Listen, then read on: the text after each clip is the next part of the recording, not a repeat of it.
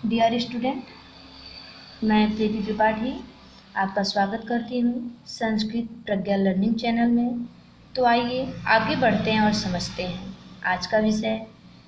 तो dear student, आज का विषय है संस्कृत पदव्यूषम का पहला पाठ लक्ष्य वेद परीक्षा। तो डियर स्टूडेंट, आज हम लक्ष्य वेद परीक्षा के बारे में जानेंगे कि पहला पाठ लक्ष्य वेद परीक्षा क्यों रखा गया, क्यों कोई और नाम नहीं रखा गया। तो बच्चों, आप जानते हैं कि क्लास 10th में बच्चों का बोर्ड एग्ज़ाम होता है, तो बच्चे एकाग्रचित्त होकर के पढ़ें जिससे वे अपने लक्ष्य को प्राप्त कर सकें। इसीलिए पहले पाठ का नाम लक्ष्य वेद परीक्षा रखा गया है। तो डियर स्टूडेंट, लक्ष्य वेद परीक्षा को पढ़ाने से पहले मैं थोड़ा सारांश बताऊंगी, उसके बाद श्लोक को पढ़ाऊंगी। सारांश: संस्कृत काव्यधारा में अपना महत्वपूर्ण स्थान रखने वाला महाकाव्य महाभारत आज भी अपनी पुरानी प्रतिष्ठा को यथावत बनाए हुए गौरवान्वित है। प्रस्तुत शीर्षक लक्ष्य वेद परीक्षा इसके आदि पर्व से उद्धृत है। धनुष विद्या के महारथी गुरु द्रोणाचार्य जी ने अपने शिष्यों कौरव पांडवों तथा अन्य राजकुमारों को उनकी परीक्षा हेतु बुलाया और सभी से कहा कि इस वृक्ष पर गिद्ध को भली भांति देखे और धनुष पर बाण चढ़ाकर इसकी गर्दन काटने के लिए तैयार हो जाएं।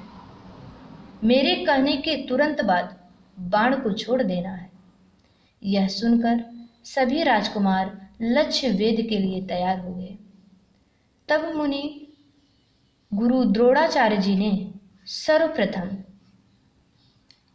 पांडवों में श्रेष्ठ युधिष्ठिर को बुलाया और उन्हें निशाना लगाने के लिए कहा। जब युधिष्ठिर निशाना लगाने के लिए तैयार हो जाते हैं, तभी गुरुदेव उनसे एक प्रश्न पूछते हैं कि बेटा आप क्या देख रहे हो। युधिष्ठिर उत्तर देते हैं कि हे गुरुदेव, मैं गिद्ध को, वृक्ष को, आपको तथा सभी राजकुमारों को देख रहा हूँ। इससे मुनि क्रोधित हो जाते हैं और उन्हें प्रतियोगिता से बाहर कर देते हैं। इसके पश्चात दुर्योधन को बुलाया जाता है और दुर्योधन से भी निशाना लगाने के लिए कहा जाता है। जब दुर्योधन निशाना लगाने के लिए तैयार हो जाते हैं, तो वही प्रश्न गुरुजी ने उनसे पूछते हैं कि बेटा आप क्या देख रहे हो।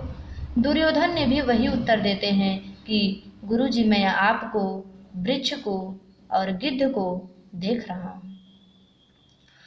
गुरुजी ने उनसे भी क्रोधित होकर के उन्हें भी प्रतियोगिता से बाहर कर देते हैं और सभी राजकुमारों को इसी प्रकार से बुलाते हैं और सभी राजकुमारों से यही क्वेश्चन करते हैं। सभी राजकुमार युधिष्ठिर जैसा ही उत्तर देते हैं। तो गुरुजी ने सभी राजकुमारों को प्रतियोगिता से बाहर कर देते हैं और अंत में गुरुजी मुस्कुराते हुए अर्जुन को बुलाते हैं और अर्जुन से निशाना लगाने के लिए कहते हैं। जब अर्जुन निशाना लगाने के लिए तैयार हो जाता है, तो वही प्रश्न गुरुजी ने अर्जुन से भी पूछते हैं कि बेटा आप क्या देख रहे हो। अर्जुन ने उत्तर दिया, हे गुरुदेव, मुझे केवल गिद्ध की गर्दन ही दिखाई दे रही है, इसके अतिरिक्त और कुछ नहीं दिखाई दे रहा है। गुरु द्रोणाचार्य जी बहुत प्रसन्न होते हैं और अर्जुन को बाण छोड़ने की आज्ञा दी। अर्जुन ने बाण छोड़ा और गिद्ध की गर्दन काट गिराई।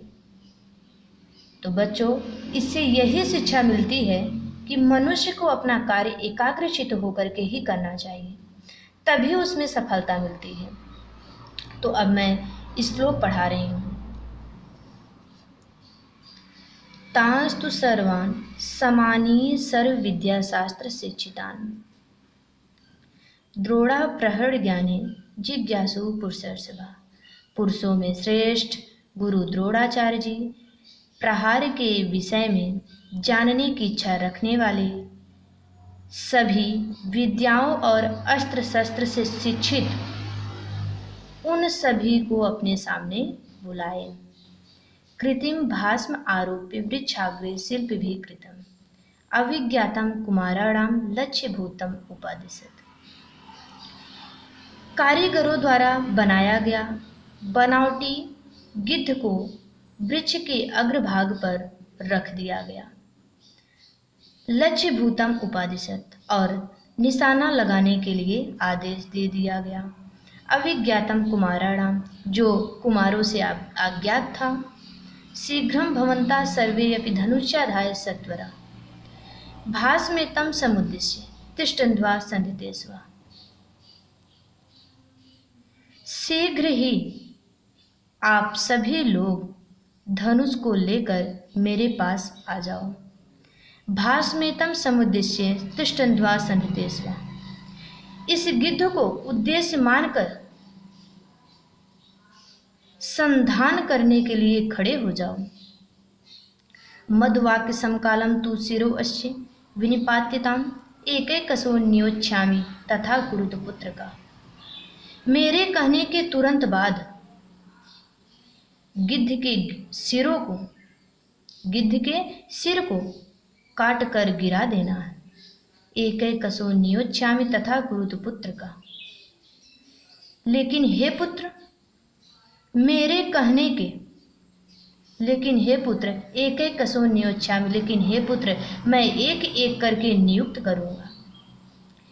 ततो युधिष्ठिरं पूर्वम उवाचंगिरसं वरः संधत्स्व बाणं दूर्धस मधुवाक्यन्ते विमुचितम्।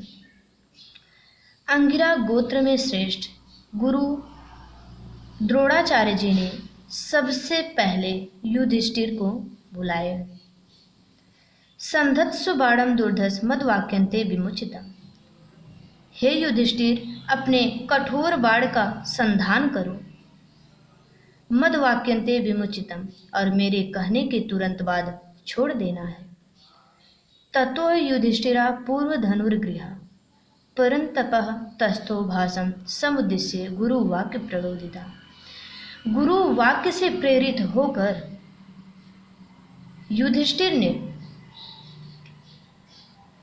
शत्रुओं के संतप्त को दूर करने वाले